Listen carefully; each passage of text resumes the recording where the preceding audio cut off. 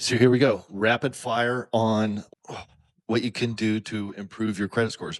The fastest way that it's going to happen, and this is flat out honesty, what you actually have control over, and that's your credit card utilization. It's kind of a no-brainer. Some people don't think about it, but paying down your credit cards is going to bump your scores. And whether it's going to be 100 points or 50 points or 20 points, it all really depends on the numbers.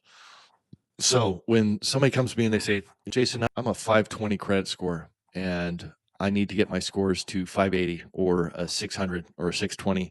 When somebody says they're in the low 500s, that tells me a few things. Number one, they've probably missed some payments. Number two, they probably have collection accounts. Number three, they probably have maxed out credit cards or credit cards that are over the limit. That'll really knock you down. So there's payment history issues, there's debt issues. That typically is what really annihilates a credit score. And credit card balances too. I've seen people with perfect pay history have a low 600 credit score. And I've never been over 700. You make good money, you've got a good solid job, you've got a mortgage, you got a car, you got credit cards. What's going on? Well, I don't know. I can't figure it out. And so they'll send me their credit report. I'm like, well, there you go right there. Your credit card balances are maxed out, or even worse, they're over the limit. And well, I pay them off every month. Well, you're paying them off too late. And so we just need to strategize on when you need to make those payments, or we'll just do a rapid rescoring for you and get you up over that 700 where you need to be.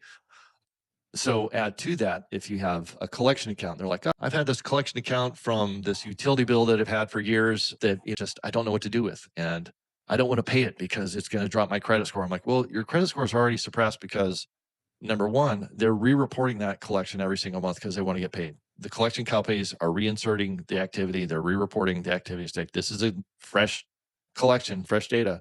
That's keeping your credit scores low. You go and pay it, it's going to stop them. They're going to update it one more time, and it's going to report it's going to sit there for the next 7 years. Oh, it's going to be my credit report for 7 years. That's fine. These are debt buyers. They don't care about the debt after you pay it. So you can either go through and dispute it to the credit bureaus and say, look, I paid this off. Please remove it and goodwill to have it off my credit report.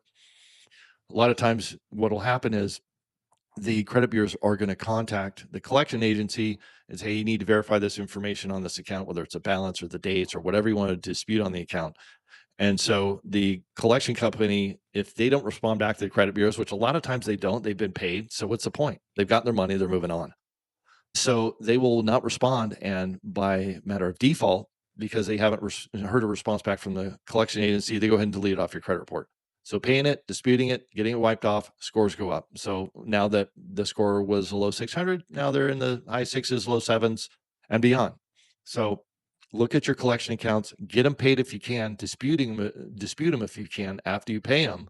If they are yours, they're legitimate, didn't pay a bill, you had a credit card go into collections, get them paid, get them settled, deal with this stuff, which is what's going to get your credit scores up. So it doesn't hinder you from buying a house, buying a car, whatever the case may be. So don't avoid your responsibilities, pay your debts, pay your bills, dispute your items for accuracy or whatever you want to dispute them based upon. Don't say fraud. Don't say somebody stole your identity and just frivolously dispute items on your credit report unless that was the case. If you file a fake police report, that's fraud. If you file fake disputes saying somebody stole your identity, that's fraud.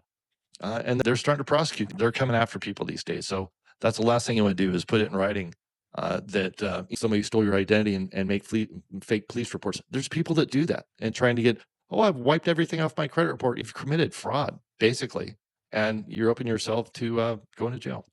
Anyways, that's off the cuff right now. G out. Yo.